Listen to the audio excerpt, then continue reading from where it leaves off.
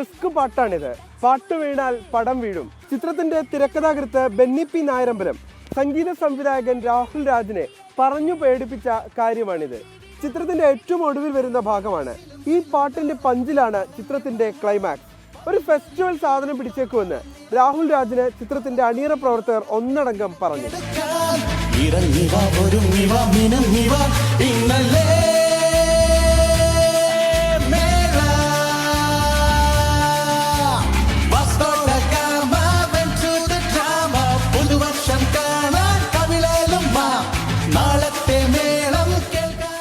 ചിത്രത്തിലെ നായകന്റെ പേര് വാസ്കോ എന്നാണെന്ന് രാഹുൽ രാജിന് അറിയാം. തന്റെ പഴയകാല സ്കൂൾ ഓർമ്മകളിലേക്ക് രാഹുൽ ഒന്ന് പോയി. Vasco da Gama went to the drama without a pyjama എന്ന ബാക്ക് ബെഞ്ച് പാട്ടോർത്ത രാഹുൽ അങ്ങനെ പാട്ട് തുടങ്ങിക്കൂടെ എന്ന് ഗാനരചയിതാവ് വയലാർ ശരത്ചന്ദ്ര വർമ്മയോട് ചോദിച്ചു.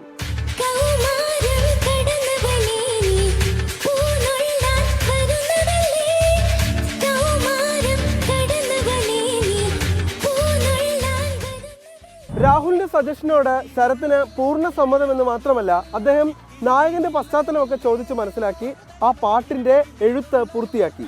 കൊച്ചിയുടെ സ്വന്തം ഗായകൻ വിപിൻ സേവ്യർ ഈ പാട്ട് പാടണമെന്ന് രാഹുൽ രാജിന് താല്പര്യമുണ്ടായിരുന്നു. അങ്ങനെ വിപിനും അഫ്സലും റിമിയും ചേർന്ന് മലയാളിക്ക് എക്കാലവും ഓർത്തിരിക്കാൻ കഴിയുന്ന ഒരു പുതുവത്സര ഗാനം സമ്മാനിച്ചു. പാട്ടിന്റെ ഷൂട്ട് കാണാൻ പോയ രാഹുൽ രാജിന് ഇതൊരു വലിയ ഹിറ്റ് ഗാനമായിരിക്കുമെന്ന് ഉറപ്പായിരുന്നു. പാട്ട് കേട്ട ലാലേട്ടനടക്കം അത്ര ആത്മവിശ്വാസമാണ് പ്രകടിപ്പിച്ചത്. 18 വർഷങ്ങൾക്കിപ്പുറവും ചിത്രം റിലീസ് ചെയ്യുമ്പോൾ തിയേറ്ററിനെ ഈ ഗാനം പൂരപ്പറമ്പാക്കിയെങ്കിൽ അതാണ് യഥാർത്ഥ സംഗീതത്തിന്റെ ശക്തി.